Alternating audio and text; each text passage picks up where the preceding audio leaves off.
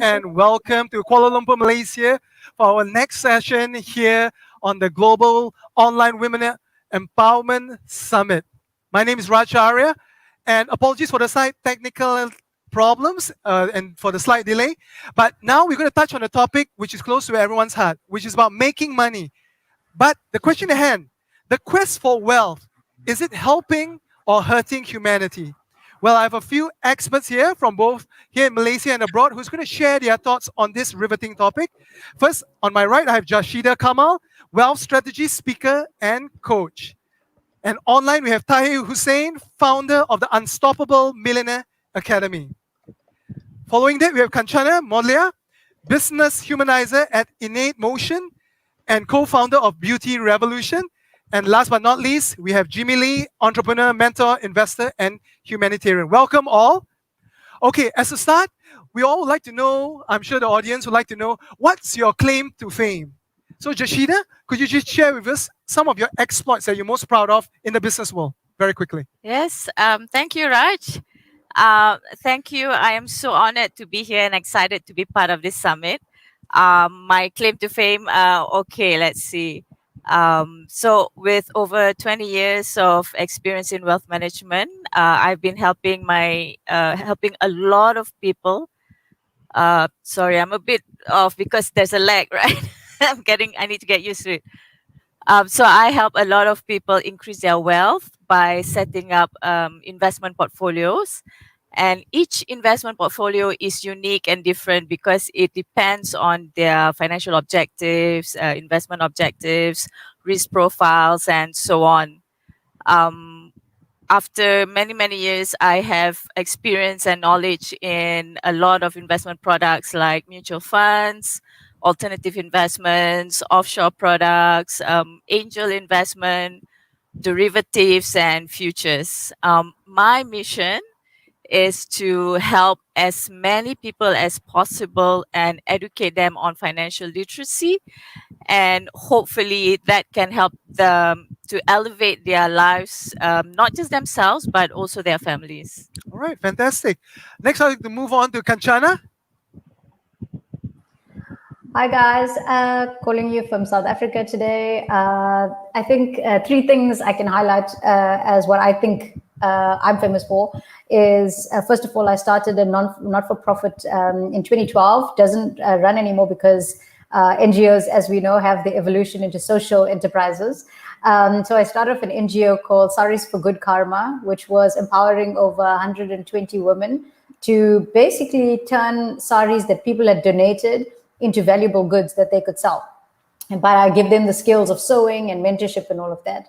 And over the years, obviously, my entire thinking changed, and I joined a company that actually uses business as a force for good and tried to make business and social impact. So there was a company called Innate Motion that ran for about 13 years across the world.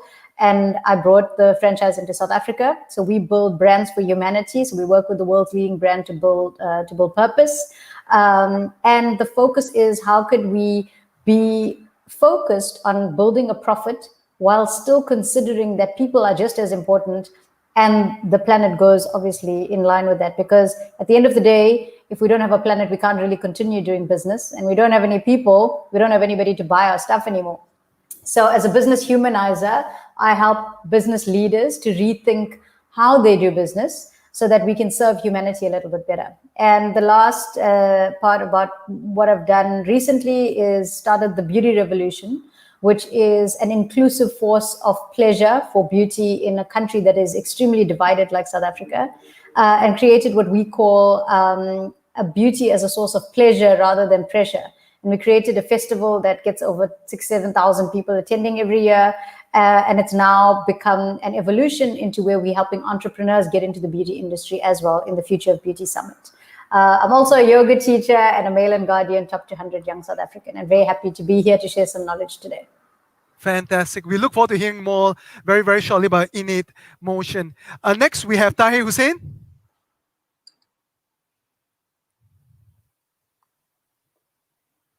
Tahir, you there? All right, I'll skip to Jimmy. No, I think he just went online. He switched off his mic accidentally. the elements of 21st century difficulties, technical issues. Tahir.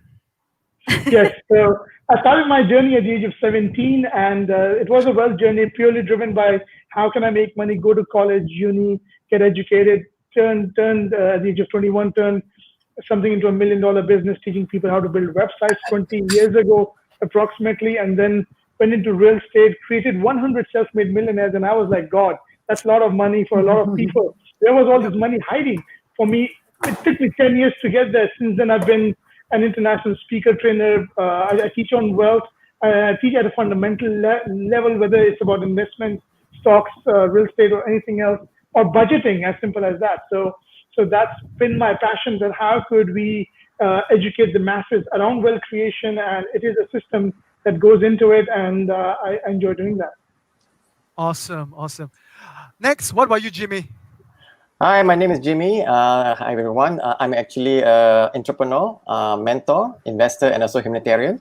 I have 18 years of experience in entrepreneurship. I have 4 startups by far, and I have also been mentoring other startups as well. I have mentored about 12 startups, including a woman entrepreneur as well.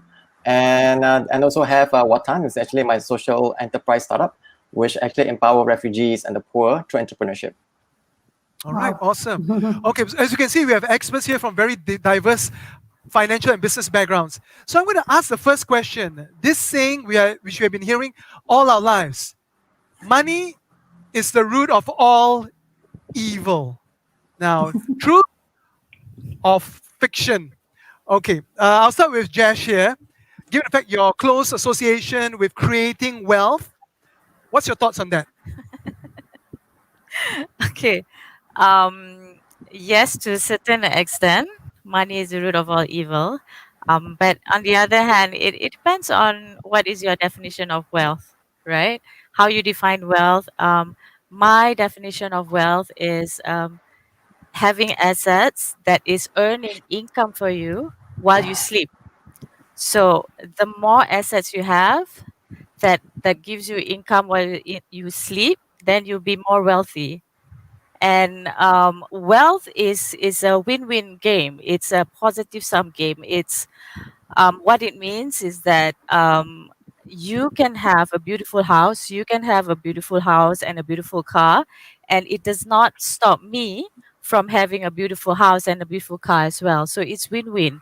It's not like it does not stop me from having the ability to have wealth as well. So we all can have wealth together, you and me, both of us, and you as well. Money, on the other hand, is just a tool, right? It's just a currency that you use for exchange. So money to me is neutral. So Fair enough. yeah, and I think the most important thing is for you to define wealth in a positive way.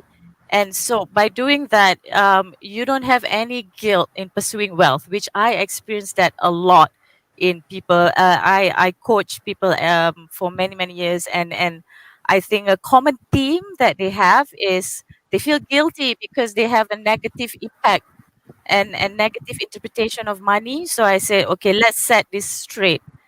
Um, let's define wealth as something, as a win-win situation, as something that is it's beautiful. Like wealth to me All right. is beautiful, and the pursuit of wealth is so amazing because once you have wealth, you have freedom, you have time, you have better education, you have better health care, and you are in a better position to help your friends, your family, and the community.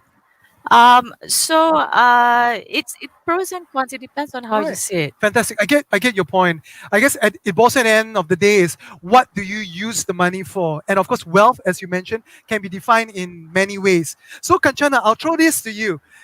From your perspective, where you are, how do you define wealth? And from there, how does money as the root of all evil? Does it fit in? Does it gel? Does it resonate? Or it can come off differently? I think if we look at what wealth really is, it's technically a plentiful supply of something desirable. That's what it is. It's having an abundance of something that's really, really desirable. And I think over the years, my own definition of wealth has changed because I think what we were fed was this very 80s definition of what money is. Get it at all costs. make sure that you win above everybody else. And I think that definition of that from the 20th century to 21st century has changed for how we get what we want in life. And to me, the desirable things in life, as much as money is a lubricant to life, things for me that are very important, and I think during COVID has shown us where wealth really lies, is in meaningful relationships and where we invest our time. And money is something we all invest our time in trying to get, right? But at the end of the day, there's many rich people who are not happy. So wealth should also be the desire for being happy. And there are a few things that get us to happiness. And one of those things is meaningful relationships. The other one is around having peace of mind. And we spoke about this just now when you guys just spoke about money as the root of all evil. And if it becomes the root of evil, you will never have peace of mind. So you won't sleep well. You won't have the de-stress that you need in order to enjoy your money, because every day you're looking over your shoulder thinking, how did I get this wealth? And that's not what we're looking for. We're looking to have peace in our lives. And I think lastly, the desirable thing is freedom. So money gives us freedom. It gives us the opportunity to live well, to travel, to eat what we want, to go to the restaurants we want, to do the things we want. So the freedom, the peace, and the meaningful relationships, to me, is what makes a truly wealthy person in the 21st century. Fantastic. Now, Tahir, you mentioned that you have the academy where you help people become millionaires, and you say there were like hundreds of them that you have assisted along the way. And you also have an interesting journey where you were at the top, you came down, and you bounced back up, like from hero to zero to hero back again. So you would have a very close relationship with wealth and money. Can you share us a bit more in terms of that? Absolutely, yes. And I'll say things probably some of our audiences may not like, but I'll just give it straight. So money is not the root cause of any evil. It's a myth. Money just compounds whoever you are. If you are a very poor, evil person and you become rich, you become a lot more evilish. And if you are a great person and you become rich and wealthy, you become people like Bill Gates, who donated half of their wealth, people like Tony Robbins, who are going to feed 1 billion people on the planet, and the list goes on. Now, I did not grow that as I was growing up, because society and culture back in the days framed in such a way that, if you make too much money, you would change. So money just magnifies and compounds at the core of who you are. So that's on money itself, in defense of money. So that's number one. Number two, on wealth and abundance. So psychologically, once you understand, money is just a tool. Money is just a vehicle. It's just a currency. In fact, in one of my coachings, we talk about money itself is garbage. And anyone who does asset management will understand what I mean by that. That physical money itself depreciates in value, without getting much into that right now. But let me touch base on wealth and abundance. So for me, wealth, and this is how it should be for anyone, doesn't matter how much money you have or you don't have, is wealth equals abundance, whether it's in the form of health, peace. So if you are making money and you're not peaceful, and if you are poor and you're not peaceful, it's equally the same. So you don't have the abundance. So money could solve a lot of challenges on your way to creating abundance. So as long as you don't lose yourself and solve those challenges in an ethical way, you're good. You will feel the abundance. Well said, well said. At the end of the day, it's basically what you use money for, which magnifies your personality and character. And if you're a good person, it will lead to greater things. If you're a bad person, then naturally it will lead to worse things.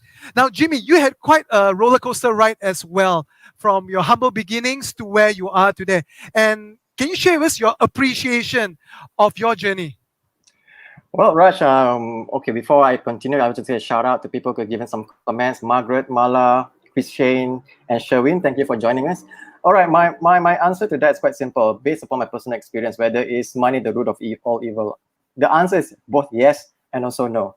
Yes, money can be a root of all evil because based on my personal experience. Because at one point in my life, when I started my first startup, we went into partnership with 2 other partners. We got a huge contract, a multi-million project contract. And after the first year into operation of this business, I was offered by my business partner to betray the other business partner for more money. All right. So they wanted to just remove the other partner without any form of compensation. So when I disagreed and I said, no, I'm not going to do something unethical. And I said to them, my partners, if you're going to have 3 partners, we should finish the project with the 3 partners as we have started. And I was booted up from the project. All right. And not only was I booted up from the project, I was not paid on my part as one of the partners of the project, and I was left penniless. There was for 2 years I was in the dark spot. I lost my apartment. As I told you this earlier this afternoon, I lost my office and stuff like that. So that is the root of evil part. But the thing is, money can also be used for good. All right. I'm part of the group called Yusof Fund. It's actually a humanitarian group. And Yusof Fund, about 2017, we managed to fundraise about $1.09 million for Kenya. All right. What we did was, using the money that we have fundraised, we have provided seedlings to 200,000 farmers in Kenya. With the seedlings, the farmers in Kenya managed to plant the plantations, and they avoided the famine that was coming in through Kenya that year. It was a huge project. It was a successful project. And in fact, I have actually adopted the project into the business plan for Foodie Box Group. And we're actually allocating about $13 million just on social enterprise, just to help out farmers, fishermen, people from the poor or impoverished or refugees who want to start a business and stuff like that. So the answer to your question, Raj, is quite simple. It's not about whether money is the root of all evil. It's about how you use the money. That's it. It's just a tool, An axe, you can use the axe and you can build a house out of it, or you can use the axe to murder someone. So it's basically a tool for you. You can use it for evil purposes, or you can use it for something good. But definitely, like I said, it's a yes and no kind of answer. Well said, well said. Now, from a broader context, we can see in the 21st century compared to maybe 20, 30 years ago, the rise of new organizations, social enterprises, and impact industries. And I think Kanchana mentioned a bit on this earlier, where she's somewhat involved in. So could you just share with us in terms of the evolution of that and from your experience working with them? So I think there's been a massive evolution in how we have seen people grow and brands grow. And this has happened as a result of the millennials and Gen Z starting to get a whole new attitude towards how we see the world. And people want to participate more. They want to contribute more. They want to be part of society more. They want to be treated as citizens, not as target markets and LSMs and demographics anymore. People want to be people. And what has happened is when we've had this shift, we see the rise of the demand from the consumer, creating also the way that business needs to act in the world going forward. So you're seeing the rise of B corporations. You're seeing the rise of companies like ours, Innate Motion, advising companies to be more purposeful and to do things that are good for people and for the planet. You're seeing companies all over the world, social enterprises, like so many people on this call are social entrepreneurs, and people wanting to help more, to have financial and social benefit. And we can build businesses like this. And businesses, the leading businesses in the world, Unilever, Danone, these guys are businesses that started years ago, but are changing the way that they think and how they act and how they move about doing business, because they know that young people are actually standing up and becoming brand activists and saying, if we don't have the world change right now, there's going to be nothing left for young people. So it has to be this change that has to happen. And the faster that people get onto this type of thinking, it will lead us to more linked prosperity in the 21st century, which we are severely lacking. And I think COVID has exacerbated how this actually looks to all of us. And people are becoming a lot more mindful, a lot more conscious about what they buy, who they buy from. And in the past, companies used to have this little black box where they could keep everything a secret. But today, you can't do that because everything's a glass box. You can Google anybody. You can look at any company's strategy, and you can look at what they do to people and to the planet. And then you can decide, do I want to use and vote with my wallet to be at the service of this company? And that's fundamentally where the world is changing. And I think we've been very, very instrumental in how we've helped brands for humanity, or purpose brands, and helping social entrepreneurs is a big part of what we need to do in the world. Is we need to help more of them, because more of them will actually solve big issues in society while also making sustainable businesses going forward. Right. Well said. Yeah, obviously now with the rise of social media, the internet, everyone is more interconnected, interrelated. So yes, everyone has a voice. And big corporations, companies, brands, they have to take into consideration that. We can just even see like the Black Lives Movement, which started in the US, and how it had grown into the worldwide phenomenon. So we have to be very conscious of that. Now, Tahir, you have been very fortunate that you have built businesses in the United States, back in Dubai, and now you're in this part of the world. So from your perspective, has there been any distinction in how business operates in terms of balancing profit and giving back to society? fundamentally, what I've realized is, especially with the first world countries, what happens is the burden of social responsibility, and I'm using the burden in a strict corporate sense, is dawning compared to emerging economies, including South Africa, where Kanchana is from, where I've done businesses too, where you can still kind of get away with it as a corporate again, not as a social entrepreneur right now. And this shift in culture is important. I'll give you an example. Black Lives Matter. And what we saw, something very unique about Black Lives Matter, was how the corporates, Nike and many others, came out there and started rebranding and changing and apologizing and saying we're standing with you and all that. That wouldn't have happened in a lot of other third world countries where a lot more goes on. Just to give you a contrast of example. Now, does that mean, as a fundamental human being, if you're doing business in the Middle East, in the African continent, in Southeast Asia, you should, who cares, attitude? The answer is no. The rest of the world is catching up to it. And I think that's very informative, especially when Kanchana said about the Gen Z and the millennials who are coming on board, because with the world getting connected so quickly and so transparently, it's all about social obligations and responsibilities. So I feel there are differences, but yes, we are getting them as close as possible moving forward. Well said. Now, Jimmy, for example, you are, as you mentioned, very much in the startup space, build up businesses, and now you're mentoring newer startups. But at the same time, you felt there was a personal need to get more involved on the humanitarian side. Like you mentioned, Watan, which is an organization to assist the refugees.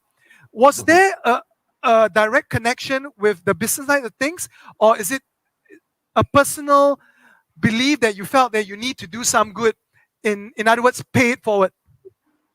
Well, Raj, my journey to something more humanitarian began when, as I told you before, my business was sabotaged and I was like living in the darkness for 2 years. I couldn't pay for anything. So I kind of knew how it felt like not to have any meal, or sometimes you had to stretch a loaf of bread for like 2 days and stuff like that. So it kind of like a personal feeling that goes inside me. And I think that there was a period of time whereby I was having a meeting. This is sometime after that. And I was having a meeting, a table right next to mine was also, there was like these two ladies who were having lunch and stuff like that. So they ordered food. It was like a table full of food and stuff like that. So basically what happened was that during the meeting, I was like a bit distracted by them because, like I said, my meeting was not going positively. It was getting a bit boring. So I was just looking around. And so I was looking at these two ladies. They were playing on the phone. They were not eating the food, yeah? So basically, then they must have gotten a message or something. They just got a leave, all right? So that whole table of food was untouched.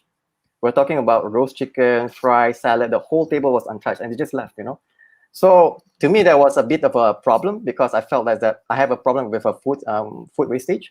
So I was thinking to myself, okay, can my startup do something about this? Can we give opportunities to refugees and the poor?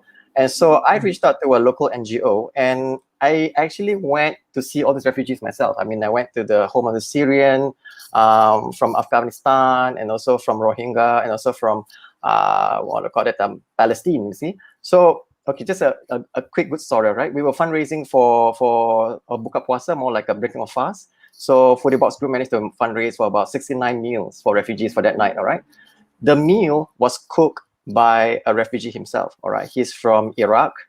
He has only one leg and he is blind in one eye. He's in a wheelchair. All right, and can you imagine him cooking? You know, he was in the wheelchair. He's blind in one eye. He has lost both of his legs and going around. And I was amazed.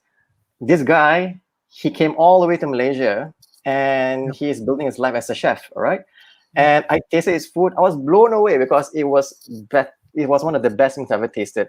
So I told myself, if these people, I mean, these are refugees and the poor, they have all this desire and passion to rebuild back their lives. Why can't I help them? Why not I connect the dots, put them on the platform whereby they can have their food and their products on the Foodie Box platform? And that's how the idea of Watan came about. We are in the midst of preparing an online platform for products and refugees. I've seen socks and I've seen like knitted materials and stuff like that, really good quality products. And I just feel that if we can play a part in connecting them to the market, amazing, and we have played a part in that.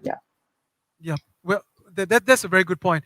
Sometimes we all take for things that we have for granted, But when we look at others, like for example, these Syrians running from their war-torn country, the genocide, and all the difficulties, it does put into perspective that the problems we have are so minuscule in the bigger scheme of things. Now, Jashida, I understand that you work a fair bit in terms of creating greater financial awareness for with women. Now, is there a lack for them in terms of having this financial knowledge? And if there is, how do you assist them? Yes, I agree with that. There's definitely lack of financial literacy and financial knowledge in Malaysia. I read somewhere that one third of Malaysians said that they are not confident in their knowledge in finance, and that is 33%. So that's huge. Yep. Definitely, we need support in educating them. I am currently working with a few organizations to help mostly women, but men are welcome too. This is something that I said yes. Most of the time when I give my workshops, 98% of the turnouts are women, even though men are welcome as well. Yep. I'm not quite sure why, but I don't discriminate. I teach male and female. I strongly believe that before you even want to start a business, you should have strong knowledge in basic financial 101 first.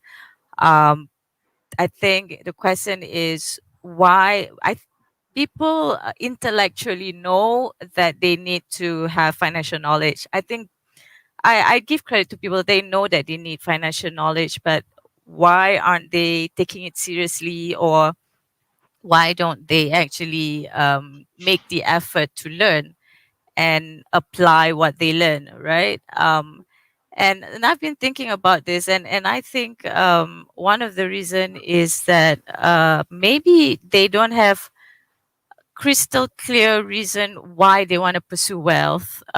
It goes back to why wealth.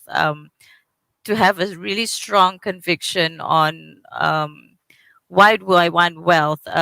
What makes me alive? Like what gives you the aliveness, abundance, and what's so important of having abundance? I think majority people, they're a bit fuzzy as to why they want to pursue wealth, and I believe that if we manage to tackle this first and get them to get excited to pursue wealth, they will actually make the effort to learn financial literacy, because there are so many programs out there. There's a lot, and even if you don't attend programs, you can just Google, and there's so many free webinars now on financial literacy.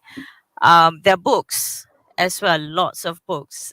So there's really no excuse not to learn.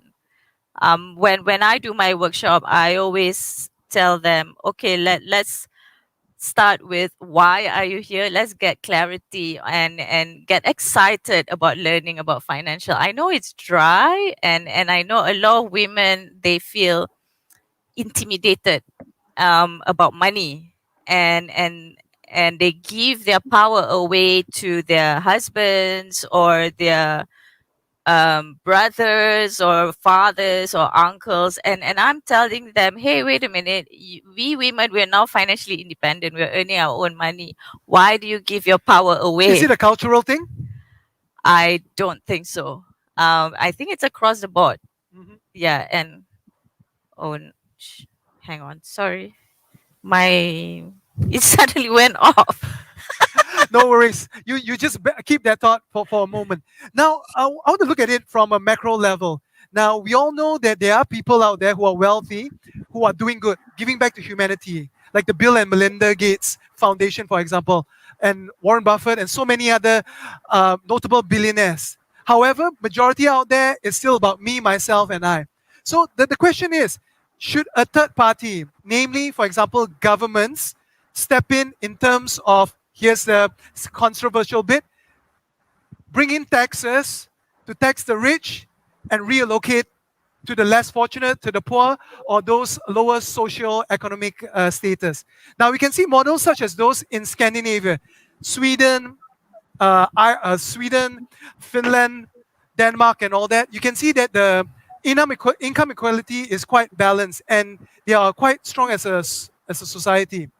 Is that a model that you think should be followed by other countries around the world? For example, Asia, which has very low tax rates, but then there's no social safety. Maybe I'll throw this to Tahir first. Right. So I feel that, and I'll give you the same example, Raj, of the Scandinavian countries. If you realize that before you become rich and make it big, there's a lot that goes into a business to make it successful. For example, over 95% of traditional businesses in America do not make it in the first 3 years. So what happens to everything else, the brick and mortar, the expenses and everything else? Jimmy has an amazing story where he had business partners who had some intentions behind why he was thrown out of a business because of money, let's say. So there are a lot of risks that come into it. So what a lot of people do not realize is they only see the part where now you become a multimillionaire, now you become a billionaire. So it is your social responsibility to give back. I agree with that. However, when you look at a complete structure of a particular business in a particular country, you will realize that like Scandinavian countries do a lot.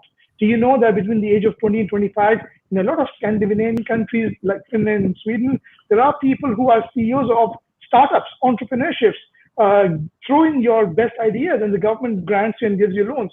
And then that's the reason why they have a right. When things do get big and all that, say, hey, we were there to help you. Now, the challenge with a lot of Asian countries is you lose that leverage as a government because you were not there in the first place when they were getting started. They had to beg and borrow money, get partners, investors, hedge funds, crowdfunding, so on and so forth. So I think that's where the challenge is.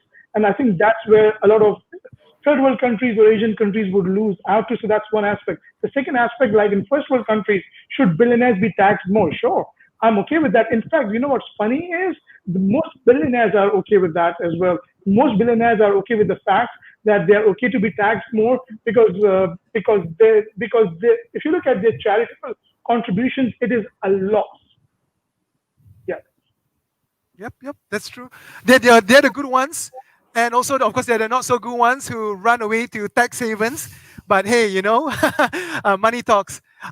Jimmy, since to add on what Tahir has mentioned about startups, can you tell us about your experience in terms of setting up startups here in Malaysia? Did you get the support from the government or agencies or anything that sort to get the ball rolling at the onset? Unfortunately, no, because like what Tahir said, I do agree. There's no support whatsoever from the government of Malaysia in terms of startups. I mean, at the early initial stages, we did go to some government agencies to see whether they can get any funding and stuff like that, but not much support. Yeah. So basically, what I've done is I did the normal stuff like what startups do, which is actually seek out investors, talk to them, pitch to them, and stuff like that. That was my MO for the past for the initial few years, but I abandoned that strategy completely past about 2 years back because I realized now that to attract investors is basically not to seek them out, not to look out for them, not to like search for them, call them up, pitch to them, whatever. And I call it as a law of attraction. Basically, the secret sauce to attract investors is simply this: just keep on writing about what you're passionate about. Keep on writing, keep on posting stuff on social media about your ideas, your projects, what you're working on, what's your vision, what's your dream. Build a personal brand about yourself, your ideas, and then everything that you do. So I've been doing that for the past more than 1 year. I just stopped looking for investors completely. And guess what? Oops. Investors started calling and say, hey, Jimmy, I love what you're doing, would you like some $30 million, something like that? I'm like, whoa, okay, all right. So it works because I mean, just yesterday night, just one conversation, I closed a deal about 200,000 ringgit, just like that. Just a 5-minute conversation. It was as easy as that. You know what? Because they already know your brand. They already know that what you're doing. They know that your startup, what they're doing, and stuff like that. And I'm also pleased to inform you, Raj, the fact that at the moment the investors are looking more towards a more humanitarian and a more adventurous, it's more sustainable. I know this because I've been talking to some investors in Singapore. They have about $50 to $100 million just for sustainable ventures. They call it as alternative investments at the moment, like at the moment, because Foodie Box Group are venturing into nanotechnology. All right, and we are looking into technology such as using water as a source of electricity. Instead of using like petrol for cars or Fossil fuel. or fossil fuel, but actually using water at the moment, hydrogen cell actually. So we are looking to that at the moment. We're doing the solar energies, we're doing stuff for plantation agricultures, and so like really cool, amazing stuff. And basically because of that, and all the investors are looking towards it. So I would say, in summary, is the fact that there's virtually minimal or almost like there's no support for startups in Malaysia. It's more towards you yourself have to look for investors on your own. But like I said, the secret sauce is stop looking for investors, write about what you're passionate about, keep on talking to people, keep on yakking on social media about what things that you do. And trust me, investors will call you eventually. They will reach out to you and say, whether you need money. And that's when you say, yes, all right, let's have a discussion. Right. Obviously, if you're doing something good and is profitable and also making a tangible difference, I'm sure they will find you. Now, you obviously touch on sustainability. And one of the 3 pillars of sustainability, which Kanchana was mentioning in passing earlier, we're talking about people, planet, and profit. So in reality, we can make all 3 work. We can be a win-win-win situation. Right, Kanchana? It doesn't have to be a zero-sum game. It doesn't have to be. And I think we have a very, there was an old model of how we built business. And it was exactly as we spoke about, this winner takes all. And it came from, I think, that Wall Street and, that version of how things were. And if you look at how corporate started by taking their model from the military, because it was the most efficient organization in the world. So even still today, you say chief executive officer, chief financial officer. We still call people officers in places in corporate. And it's become almost modern day slavery, a lot of people say, in corporate, because it's still that sort of feeling that we're still trying to take all. And what we've forgotten is that the triple win is what we need to look for. Because when we win and everybody can win together, that's how we can all succeed. And the reason why we're in this phase in our lives right now, where we see so many inequalities and young people calling it out, is because that hasn't been considered before. And probably not for a lack of not wanting to, but probably for a lack of not knowing any better.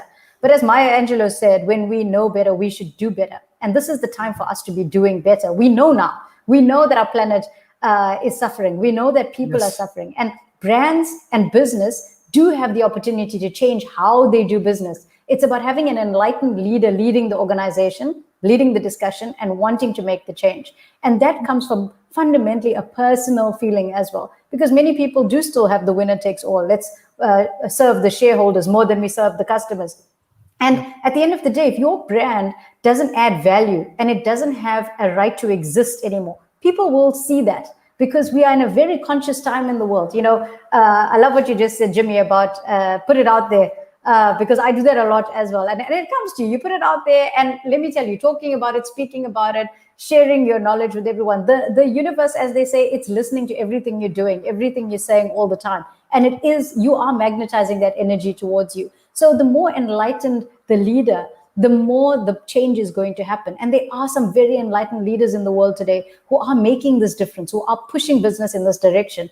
And hopefully in the next 20 to 25 years, we can see that all these changes have been made by companies, and we have less plastic filtering into our rivers and seas. We have better opportunities for how wages work, and companies not paying below low wages in Asian countries and African countries. So, this is an opportunity for us to change, but we have to see the enlightened leaders and give them the opportunity to also make the change. And I think that's where we can find a sustainable future, is when corporates and business and government all agree that there's a better way of doing business.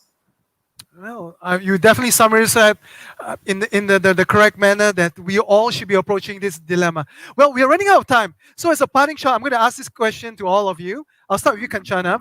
What is the one change you would like to see in the near future, if you had a chance? So there's many changes I'd like to see. But the biggest one. The biggest one is a shift in mindset, to understand that when one person wins, other people don't need to lose, right? So I think there was an old ancient saying that said, I can have a candle and I can light another candle and the first one can still stay lit.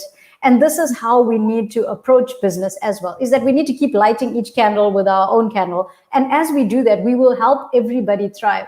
And if the world stops being as competitive and rather changes to becoming more collaborative, we can change how we think. So it's collaboration over competition is the way of the future. And I wish more people could do that going forward. Fantastic. Jimmy? Well, basically, the takeaway that I want to share with the audience is that, okay, a shout out to Sherwin Singh here. All right, thank you for saying that, Brooke. All right, just want to say this. I mean, the thing I want to leave everyone is just a saying: the secret of living is giving. All right, simple as that. The secret of living is giving. You know, I could have been a very pessimistic man because of what happened to me. I was a millionaire at the top of my game and I lost everything. I could have been a very bitter person that just, hoard my wealth. I don't want to share with anyone. Basically, I did the direct opposite of that. I decided to, you know what, suck it. I'm just going to give out. I'm just going to share my wealth. I'm going to help out people. And that's what I've been doing by far. I mean, like, I've been mentoring people for free. I have been helping out people whatever I can. I even started Watan, to as a social enterprise. We have actually, as a group of our company, we actually allocated about 30 million US dollars for social enterprise as well. And you know what? Things just works it out as it is. And just as a parting shot, I just want to say this. You know, in movies, you see about a bunch of billionaires that get together, have a drink, and talk about things and stuff like that. Without going too much into my NDA, which I have with one particular group, I can just tell you this: they do exist. This bunch of billionaires do exist, and they do give out investments to startups that does with humanitarian projects and stuff like that. And they also are now focusing more towards job creation and stuff like that. I can't say more than that, but these people do exist. Very powerful billionaires who just give up money to startups so that this money be funneled back to the people. All right. So if I did not go through whatever I went through, I lost everything, and now I have adopted this thing about the secret of living is giving, I wouldn't have been connected to this group of people. So just as like I said, that's it. In life, just keep on giving. That's all. That's right. And somehow life will find a way, as a good karma will come back to you. That's it. That's right. What goes around comes around. And, Yep. and I believe you're also giving back in a sense in terms of potential startups and Yep. funding, especially Yep. for those who are women-centric. Okay, I just want to announce here, on the 21st of October, there will be a fundraising, a virtual pitch for women entrepreneurs. So I've given the details to Andrea. Hopefully she can post it up. If you can't find information there, just go to LinkedIn, connect to me on LinkedIn, because I'll be announcing this round as well. These are investors that goes on from pre-seed or also Series A, Series B. So basically, you have a chance to present your business idea to the investors. And since it's a virtual pitch, you can be anywhere in the world, doesn't matter. And so use this opportunity. And this is one of the ways that we do to support women entrepreneurs. Yeah. In fact, one of our fellow speakers here, Jashida, might be able to spread the word among her women students. Yes. And on that note, since you're here, what's your one change you'd like to see? Okay, so to the audience, what the change that I want to see is that, okay, now we are in a pandemic, right? And we cannot control COVID-19. It's really out of our control. But what we can control is for us to make a decision. Do we want to squander in this crisis? And do we want to go to sleep and only wake up when the pandemic is over? Do we want to feel sad or angry or frustrated with what's happening now?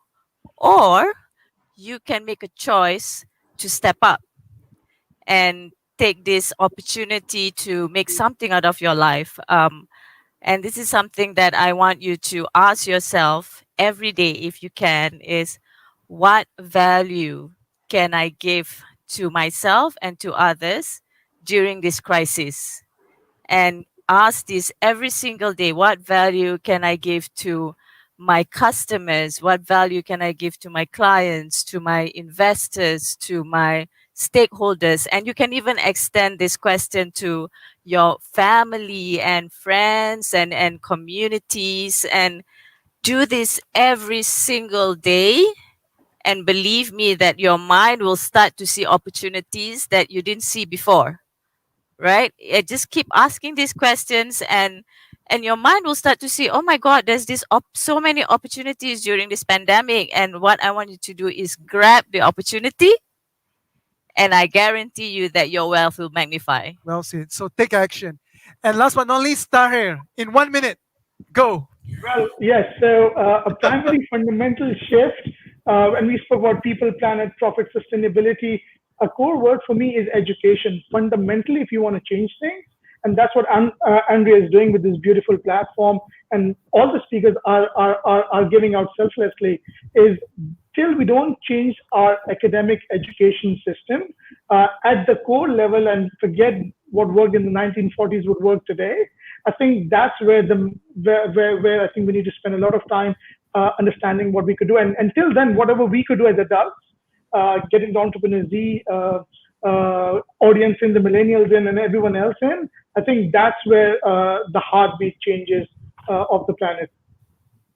Yes, that's right. Education, self-improvement, self-development, that's always the way you go. You can't go wrong. And that, in a way, is building your own self-wealth. And of course, that relates to the other saying, health is wealth. So to have a healthy mind, healthy body, healthy soul will go a long way. And then everything will fall into place, as was alluded to earlier. The law of attraction, karma, do good things, and good things will come to you. Ladies and gentlemen, Jashida, Jimmy, Tahir, Kanchana, thank you so much for all your insights and for sharing your personal experience. I hope our viewers find this to be very, very invaluable and meaningful that you can apply in your lives. And of course, if there's anything, do check out the other sessions that's taking place the rest of the night as well as tomorrow. And who knows, you might take away a golden nugget or two. My name is Racharya. Take care and have a great evening. Bye, guys. Bye. Bye. Thanks. Bye guys.